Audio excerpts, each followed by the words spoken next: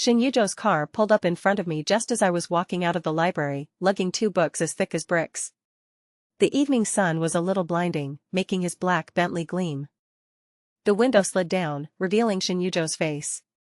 He was gaunter back then, with deep-set eyes, and his gaze always held a mix of exhaustion and scrutiny.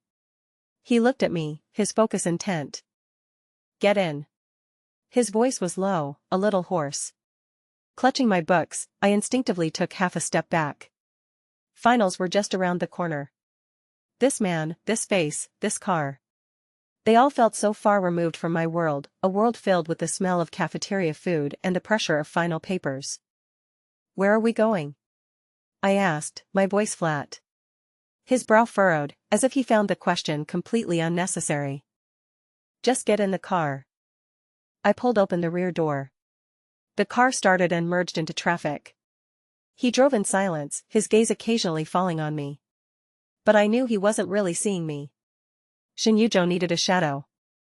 And that evening, I just so happened to be the one he caught.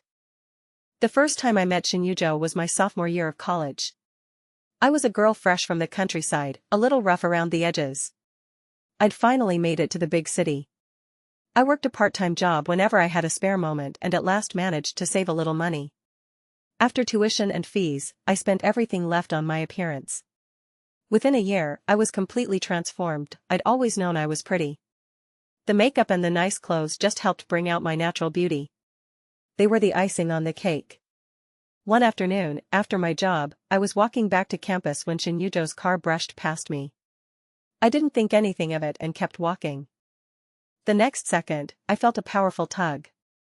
A man's hand was clamped tight around my arm. I turned and saw Shin Yujo. For me, it was love at first sight. Those first 2 years were like an exquisitely woven dream. He took me to a private stable, and when I slipped from a horse's back, he would catch me, his arms steady and strong. He rented out the entire top floor of a revolving restaurant just so I could watch the city lights blossom below. Expensive jewelry, limited edition purses, he presented them to me as if they were cheap candy.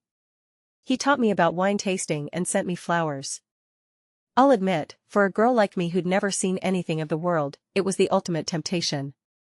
I fell completely. I thought it was love. I thought I was Shin Yujo's salvation. I'd heard he'd been through a terrible relationship in the past. Until that night. He came home from a work dinner, having had far too much to drink. His expensive suit jacket was tossed on the carpet, his tie yanked loose to expose his Adam's apple. The air was thick with the heavy scent of liquor and cigars.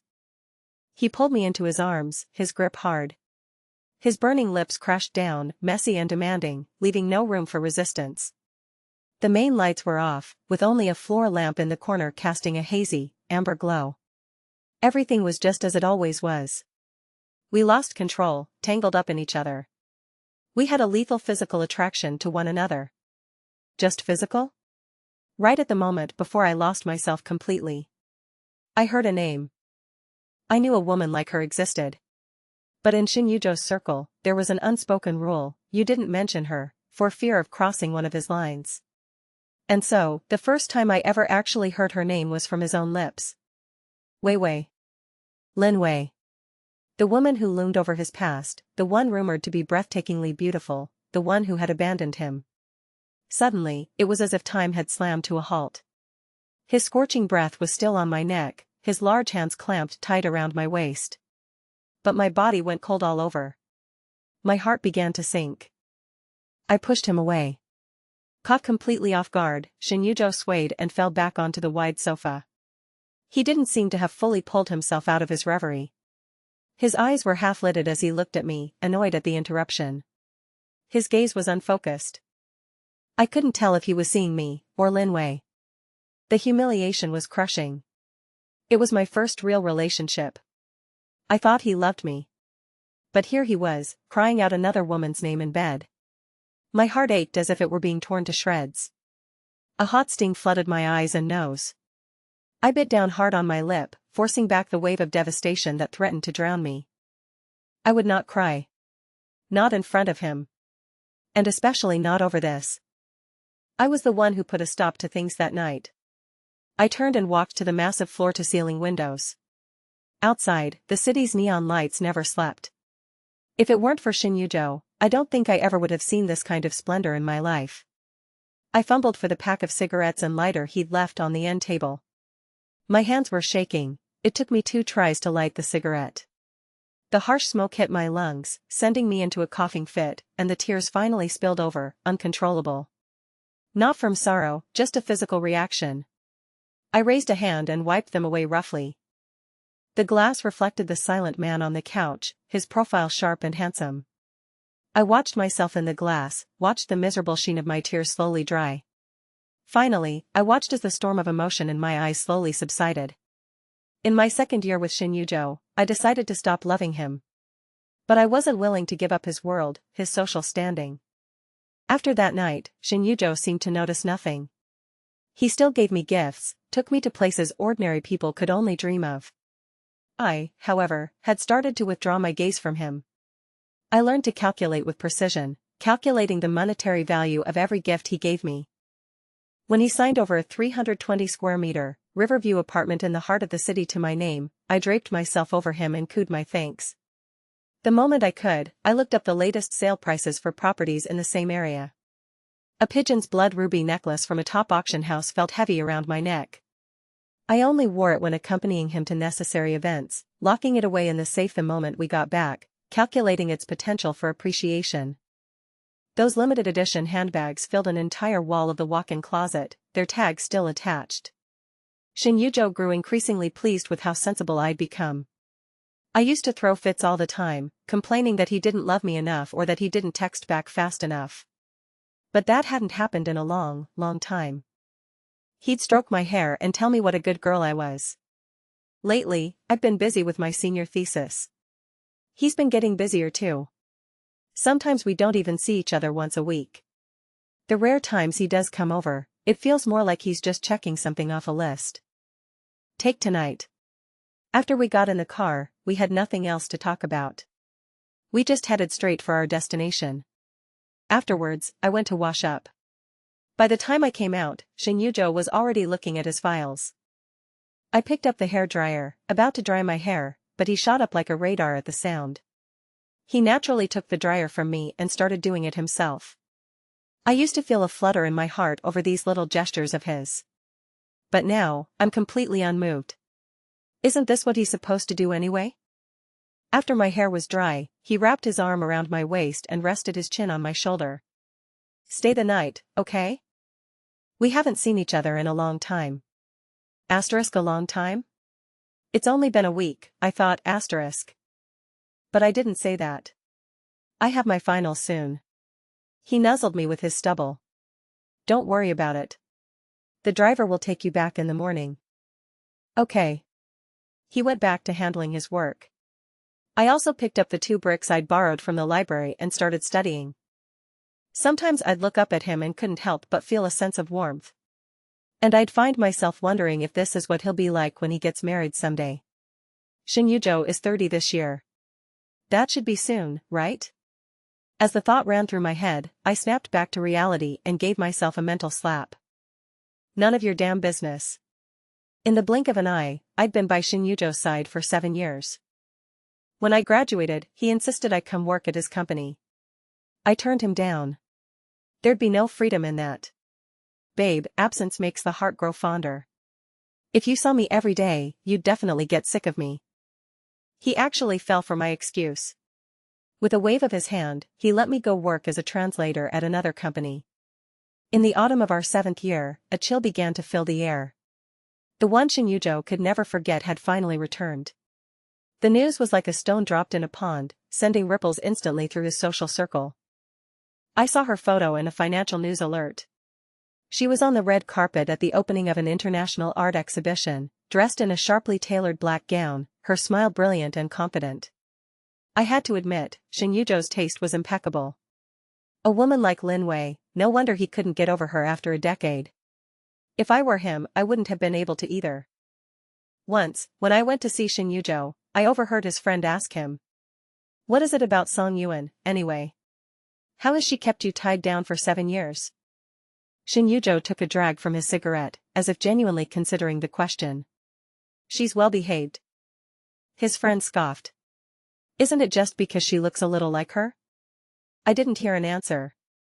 My first thought, surprisingly, was, if I'm this pretty and I only look a little like her, then just how stunning must Lin Wei be? I found myself genuinely curious. The moment Shin Yujo knew Lin Wei was back, he changed. He became distant and distracted. He cancelled our planned trip to go skiing in Switzerland. He didn't even offer a flimsy excuse, just had his assistant send me a text. The air freshener in his apartment was changed to a starker cedar scent. It wasn't a scent I liked. He started frequently forgetting little things about me. Like that indie play I've casually mentioned wanting to see. Or that I can't have anything cold when I'm on my period. Once, running a fever of 102, I groggily sent him a text. A full day passed before I got a formulaic reply from his assistant, Mr. Shin is busy. Please take care of yourself, Miss Song. Staring at the message, I actually found it kind of funny. Right. The real one was back, so of course the stand-in's life and death didn't matter.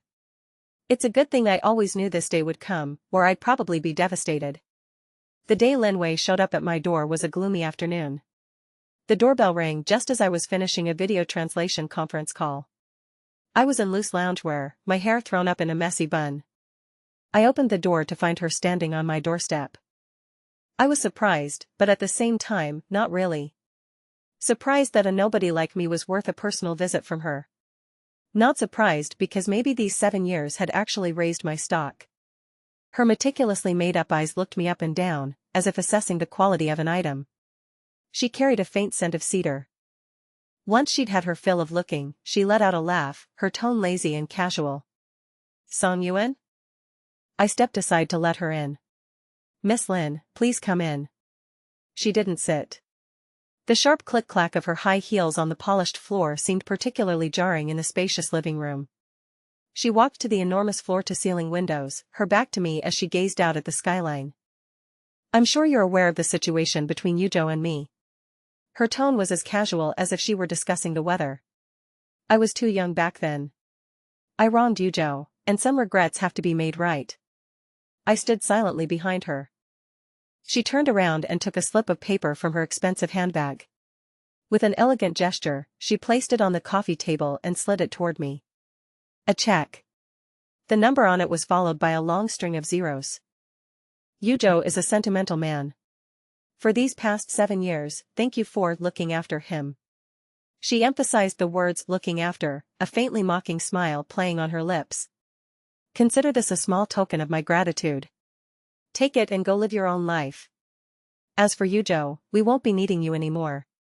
I stared at the string of numbers, enough for an ordinary person to live extravagantly for several lifetimes. It felt as if something heavy had struck me in the chest, leaving a dull ache. But strangely, it didn't really hurt. Instead, there was a sense of relief, like the dust had finally settled.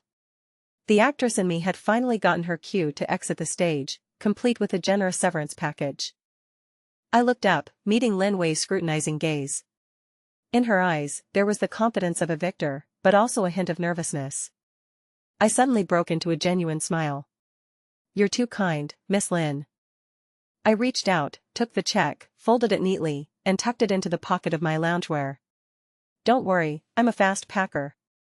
You can have Mr. Shin back, good as new. Lin Wei didn't seem to expect me to agree so readily, and a flicker of shock showed in her eyes. After seeing my guest out, I gave myself a little pep talk. Alright, time to get to work. Looks like I've got a busy few days ahead of me. In the days that followed, I operated like a well-oiled machine. I contacted a real estate agent and listed the Riverview penthouse. I priced it slightly below market value with only one condition, all cash, close as soon as possible. I contacted an auction house. The jewelry and designer watches from the safe, barely ever worn, along with the mountain of luxury bags from the walk-in closet, many with the tags still on, were all packed up, sent for appraisal, and put on the block. The car Shin Yujo had given me was also quickly sold off through a reputable used car dealership. With every payment that cleared, I felt a growing sense of security. When the final payment from the auction hit my account, I stared at the 9-figure balance on my mobile banking app. My hands couldn't stop shaking. 103 million. Holy shit. I'm so rich. The final payout for 7 years of my youth. All profit, no loss. Meanwhile, Shin Yujo called me relentlessly. My phone screen lit up again and again. I didn't block his number. I just let it ring until the battery died and the phone shut itself off. His text started with an interrogating, "Where are you?" then became a demanding, "Answer your phone," and finally, a message tinged with an almost imperceptible panic, and an, "We need to talk." I didn't open a single one. I just watched the unread message count climb, a string of meaningless symbols. By the time he found his way to the apartment, I had already cleared out all of my personal belongings, the ones that weren't worth anything. The real estate agent was in the middle of a showing with the new buyers. He stood in the empty space, his expensive suit making him look strangely frail. His face was a mask of panic and fury I had never seen before. "Song Yuan."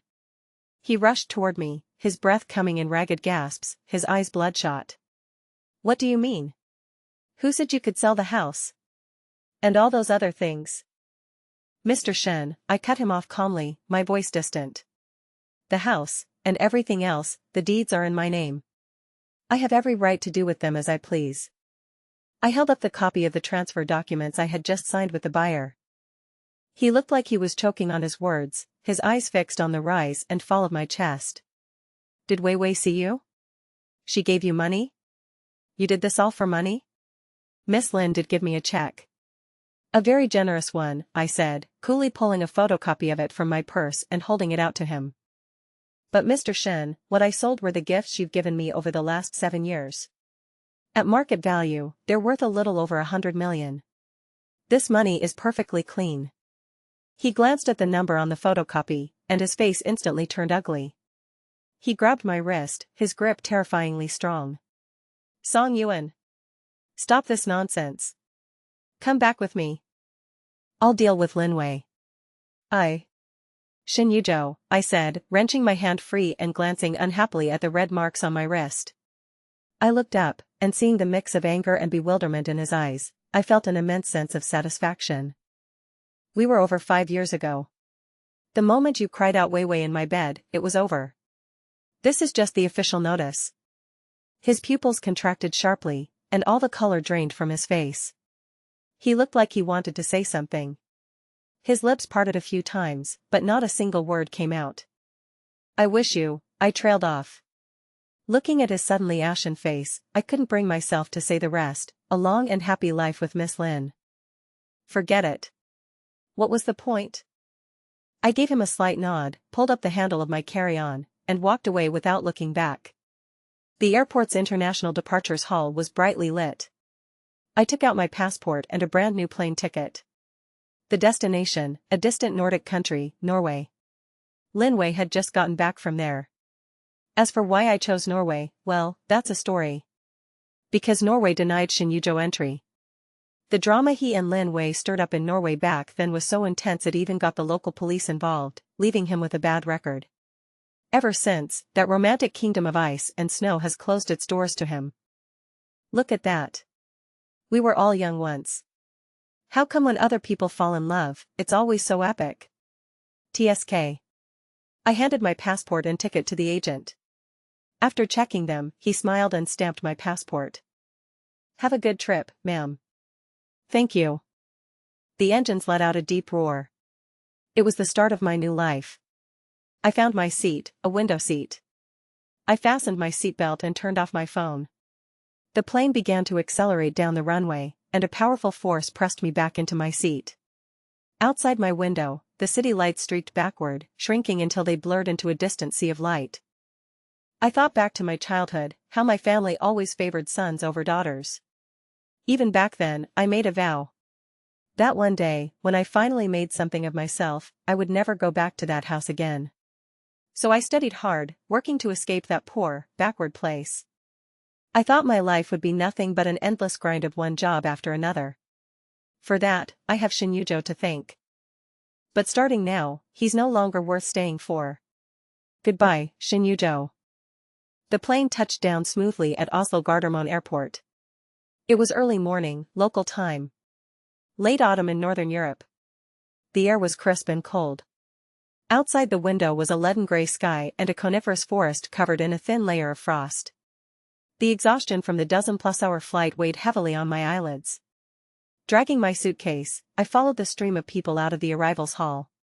The manager for the apartment I'd booked was already waiting, holding up a sign. As the car pulled away from the airport, the scenery flew by the window, that clean, wide-open Nordic landscape. Vast expanses of forests and lakes, occasionally dotted with brightly colored little cabins. It was truly beautiful. The apartment was a small unit near downtown Oslo, with floor-to-ceiling windows. The view was incredible. I could see a sliver of a fjord in the distance. The room had heated floors, chasing away the outside chill. After a few brief instructions, the manager left. Everything was quiet. The overwhelming jet lag and the disorientation of being in an unfamiliar place hit me all at once. I collapsed onto the soft sofa, staring blankly out the window. My stomach felt desperately empty, but I had no appetite at all. On the contrary, a faint nausea was churning inside me. I'd felt the same thing, faintly, a few times on the plane. Back then, I'd chalked it up to the long flight. But now it was back, and more distinct than before. Then, a thought surfaced. My period, it's late, isn't it? Really late. Fuck. During those last chaotic days, with Shin Yujo being so goddamn elusive and Lin way back in the picture, I'd completely lost track of it. My heart sank. I practically stumbled to my feet, rushing into the bathroom to rummage through my suitcase. Thank God I hadn't thrown out the pregnancy test in my travel first aid kit. My fingers were trembling as I tore open the wrapper. Please, God, no. Please don't let it be what I think it is. Those few minutes of waiting felt like an eternity. I leaned against the cold tile wall, closed my eyes, my mind a complete blank. Time was up. In the small white display window were two sharp, unmistakable red lines. The sword hanging over my head had finally fallen, splitting me in two. How could the timing be so awful? I had just gotten my life in order, ready for a fresh start. Why was Shin Yujo still haunting me? My thoughts were a chaotic mess. When was it? That time he came home half-drunk, reeking of the cedar perfume Linwei loves? Or was it earlier? That time he was so distraught, right after Linwei came back? Keep it? Or? The instant the thought formed, I made my decision. No. I turned on the faucet and splashed cold water hard against my face. A pale face stared back at me from the mirror. I needed to be sure I was thinking clearly. This baby was connected to Shin Yujo, yes, but that was all. He or she was mine. Belonging only to me, Song Yuan. With my mind made up, I grabbed my phone, found the number for a highly rated private OB/GYN clinic, and dialed without hesitation. The call went through immediately. A gentle voice answered in Norwegian. I calmly asked in English how to make an appointment. Hello, I'd like to schedule an initial prenatal visit. Yes, as soon as possible. The name? Song Yuan. The appointment was for 3 days later. After hanging up, the room was utterly silent. Outside the window, under Oslo's gray sky, a few seagulls skimmed silently over the distant fjord. I walked to the enormous floor-to-ceiling window and looked out at the strange city. My racing heart began to slow, bit by bit. I rested my hand on my flat stomach. Welcome to the world. Mommy is very brave. I hope you'll be a little brave, too. Winter in Northern Europe is slow and quiet. The prenatal checkup went smoothly. The doctor was a middle-aged woman with a gentle smile. She told me in English that all my levels were good and my due date was in the early summer of next year. She asked if I needed to contact the baby's father. I shook my head. No, just me. The number in my bank account gave me all the security I needed. On the shore of a quiet lake in a scenic neighborhood in the suburbs of Oslo, I bought a small white house. It came with a glass sunroom and a small garden. The house wasn't large, but it was cozy and bright. Pushing open the back door revealed the shimmering lake and a dense forest. I enrolled in a local language class. I also started taking courses in prenatal yoga and nutrition. I uninstalled all the Chinese social media apps from my phone, leaving only a blank WeChat. I only used it occasionally to receive the final settlement information from the real estate agency and the auction house. Shin Yujo's name sank to the very bottom of my contact list, never to light up again. My belly grew bigger day by day, as if I were carrying a little secret. The first time I clearly felt the baby move, I was in the sunroom, reading a Norwegian picture book on a lounge chair. The warm afternoon sun spilled over me. That gentle touch, like a little fish blowing a bubble, made me freeze. A wave of warmth rushed through my body, and my eyes suddenly grew hot. I carefully placed my hand over the spot. Soon, it came again, full of vigorous life. I looked down, a gentle smile in my voice that I hadn't even noticed myself. "You're a strong one, little one." Because I was so looking forward to the baby, time seemed to speed up. Spring comes late in Norway. The snow in the forest melted away, revealing dark brown, fertile soil and tender green shoots. The lake thawed, reflecting the azure sky. On a brilliantly sunny morning in May, her world-shaking cries announced her arrival into my small world. The delivery hadn't been easy, it dragged on for over 10 hours. The midwife placed the little red, wrinkly monkey on my chest. Her eyes were squeezed shut as she cried with all her might. All my fatigue and pain melted away. I reached out a trembling finger to touch her warm cheek. She seemed to feel it. Her cries softened a little, and she smacked her tiny lips. My voice caught. "Hello, my little star." I named her song Cece. She, for the light of dawn. With Cece in my life, it was like time hit fast forward. Feedings, diaper changes, burping, lulling her to sleep. The chaotic scramble of being a new mom was significantly eased by the large number in my bank account. I hired an experienced local nanny, Marianne. She had the tall build and gentle, patient nature typical of a Northern European, and she was a huge help. After my body recovered, I started taking Cece to explore the city. Pushing her stroller, we'd walk along the clean streets of Oslo, go to the harbor to see the colorful sailboats, and wander among the stone sculptures brimming with life in Vigeland Park. Cece grew day by day, shedding her newborn redness and wrinkles. Her skin turned snow-white. Her eyes, like two sparkling black grapes, curiously took in this new world. When she smiled, two shallow little dimples appeared at the corners of her mouth. Occasionally. Very occasionally. Late at night, watching Cece's peaceful little face as she slept, an image of Shin Yujo's chiseled features would flash through my mind. Especially her eyes. The way she'd focus on someone, the resemblance was uncanny. A pang of discomfort would stir in my chest. But only for a moment. Not long after Cece's first birthday, Norway's long winter began. The first heavy snow fell, blanketing the entire world overnight in a pure, flawless white. In the afternoon, snowflakes were still drifting down outside. I held the newly awakened Cece as we sat on the living room rug, stacking blocks. Wood crackled softly in the fireplace, making everything warm and cozy. The TV was on, tuned to an international business channel, serving as background noise. Cece grabbed a block with her little hand, trying unsteadily to stack it while letting out excited little ah sounds. Suddenly, the anchor's English broadcast on the TV seemed to mention a familiar name. I instinctively glanced at the screen. The image had changed. It wasn't a boring stock chart, but a brilliantly lit banquet hall.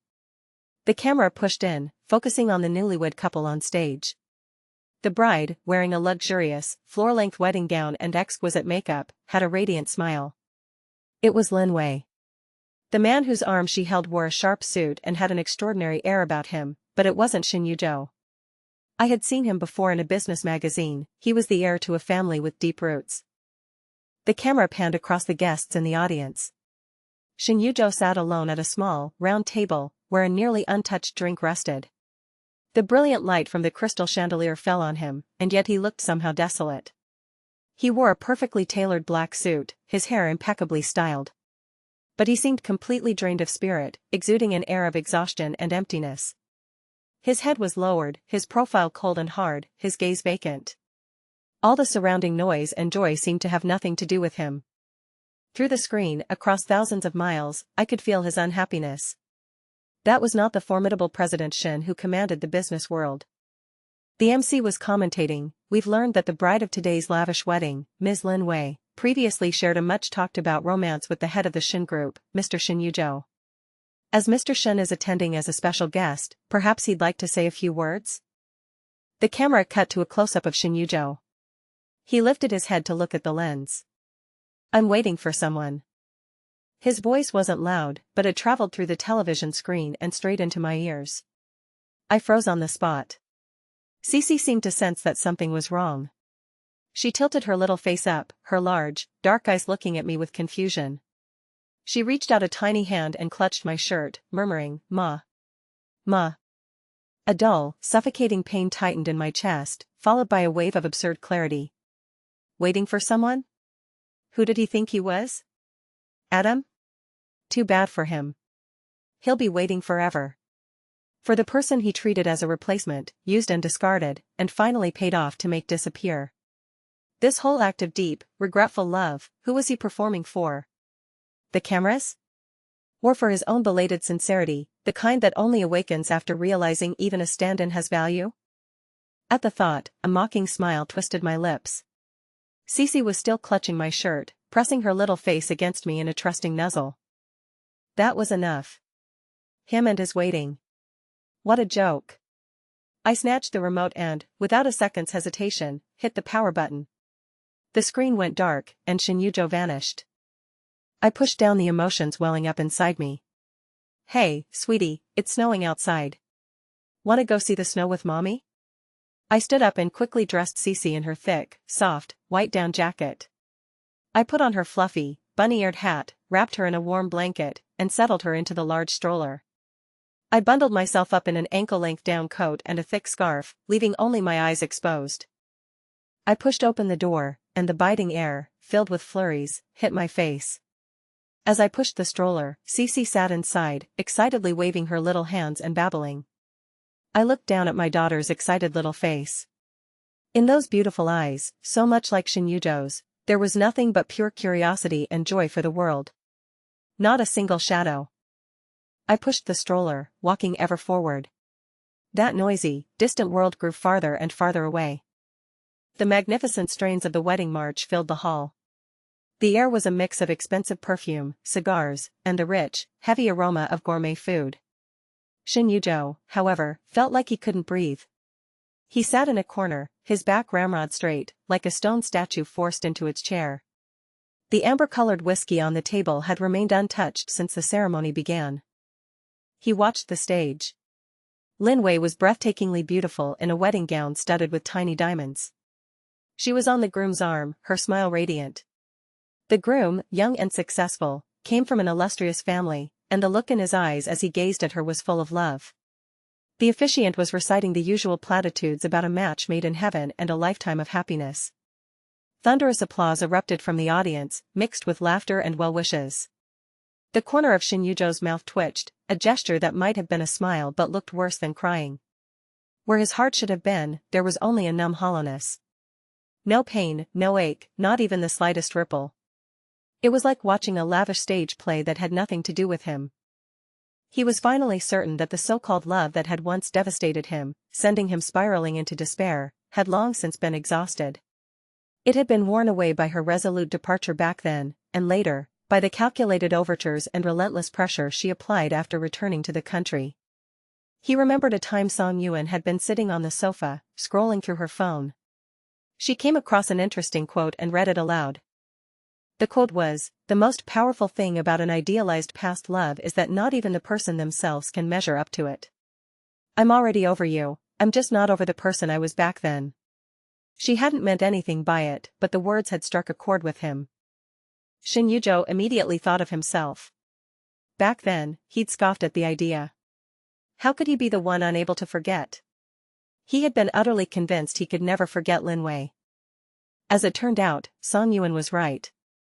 All these years, it had been nothing more than a refusal to let go and an obsession. But after seeing her, he truly felt nothing inside. The MC invited a guest to make a speech. The guest from the groom's side gave a passionate speech full of well wishes. Then it was Shin-Yujo's turn. He had been invited as an important old friend. All eyes in the room focused on him, filled with curiosity and a probing intensity. There was also a hint of people waiting for a show. Lin Wei looked at him too, her smile still perfect, but her eyes betrayed her nervousness. Shin-Yujo stood, picking up the glass of wine he'd barely touched. He walked to the edge of the stage but didn't take the microphone the MC offered. Instead, he simply raised his glass a little. His voice was calm. "I wish you both a long and happy marriage." With that, he tilted his head back and drained his glass. "And one more thing. If she's watching this, I'm waiting for someone." As his words fell, the room went silent. The smile on Lin Wei's face froze, a flicker of shock and humiliation flashing in her eyes. The groom's expression turned awkward. Shin Yuzhou set down his empty glass, gave a slight nod to the couple on the stage, and left the banquet hall. The doors closed behind him, shutting out all the noise and glamour within. The hallway was empty, and a sudden chill fell over it. He leaned against the wall, closed his eyes, and took a deep breath. His lungs felt like they were about to burst, but his mind was startlingly clear. It was over. Everything that had to do with Lin Wei was finally, completely over. But why did his heart feel so empty? Even emptier, now that his obsession with Lin Wei was gone? It was obvious. The problem was Song Yuan. Her image surfaced, unbidden. The girl who had quietly stayed by his side for 7 years. His mind was now flooded with memories of him and Song Yuan. The first time he'd stopped her to get in his car, the wariness and confusion in her eyes. When she was just learning to ride, clumsily sliding off the horse and into his arms. The blush that bloomed on her cheeks, her eyes sparkling. The time he took her to see the city lights, how she'd pressed against the restaurant's enormous floor-to-ceiling windows, her eyes wide with wonder. Her, curled up on the sofa in his apartment, reading a book as the sunlight fell on the crown of her head. A moment of perfect, quiet peace. And, that night he got drunk. He actually remembered parts of it. He vaguely recalled calling out the wrong name, and then her shoving him away. He'd fallen back onto the sofa, his vision hazy with drink. He only saw her back, thin and silent, as she walked barefoot to the window. He'd been too drunk at the time. All he'd felt was annoyance before he passed out. When he woke up the next day, she was just like always, quietly preparing breakfast as if nothing had happened. And he had believed that nothing really had happened. Looking back now, her silence as she stood by the window then, that was the answer. So that's when it all started to change. Her gaze no longer seemed to follow him. She was still gentle and understanding. Whatever he gave her, she would accept it quietly with a sweet thank you. But he could feel that something was different. The way she looked at him no longer held any warmth. And what was he doing then? He was lost in his own world, distraught over Lin Wei and buried in the company's expansion plans. He had seen her silence as sensibility, as obedience. Even, as something to be taken for granted. And so he'd simply enjoyed it, never once imagining that one day she would disappear completely. Until Lin Wei really came back. He was like a fool who had recovered something precious, his mind consumed with making up for the regrets of the past, with proving himself. He subconsciously ignored Song Yuan. He cancelled plans, forgot her birthday. Even her text saying she had a fever was met with a single, dismissive reply from his assistant. He thought she would wait. Just like she had for the past 7 years, waiting quietly in the same place. No matter how far he strayed, he could always see her when he looked back. But he forgot, a heart can die. Lin Wei, with the triumphant air of a victor, told him that Song Yuan had taken the money and left. He felt only absurdity and rage. How dare she? What gave her the right? The gilded cage he had spent 7 years building with money and material wealth, how dare she open it and fly away on her own? He frantically called her, texted her, and went to her apartment to look for her. All he found was an empty home. A real estate agent was there with prospective buyers, pointing things out in his house. And she had looked at him calmly and told him, it's over. She had sold off every memory, making a clean, decisive break.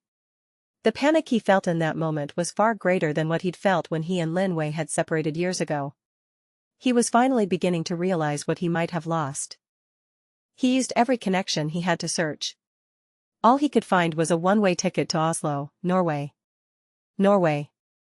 He and Lin Wei had raised hell in that Nordic country back then. The local police had kept a record, and he'd been barred from the country ever since. She chose to go there. She did it on purpose. She wanted to vanish from his world completely, leaving him without even the right to follow.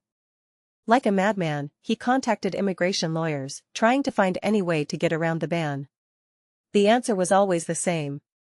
Unless the Norwegian government voluntarily rescinded its order against him, it was impossible.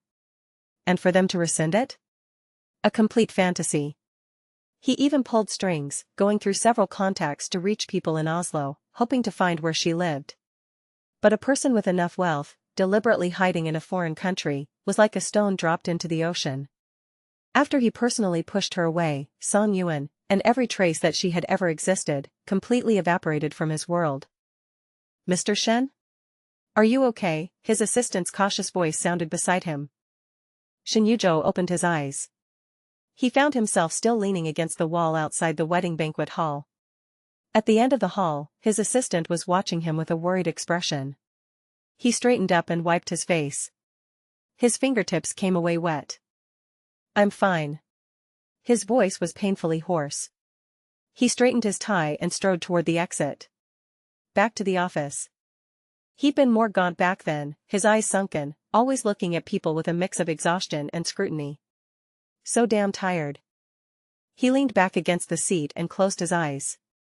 The image swimming before his eyes was no longer Lin Wei in her wedding dress, but the last look Song Yuan ever gave him. As if she were looking at a complete stranger. And a resolute turn of her back as she walked away. The ache in his heart grew. It was too late. Everything was too late. He had let go of the woman he loved with his own hands. Outside the window, the city's neon lights began to flicker on. A vibrant metropolis, a gilded cage,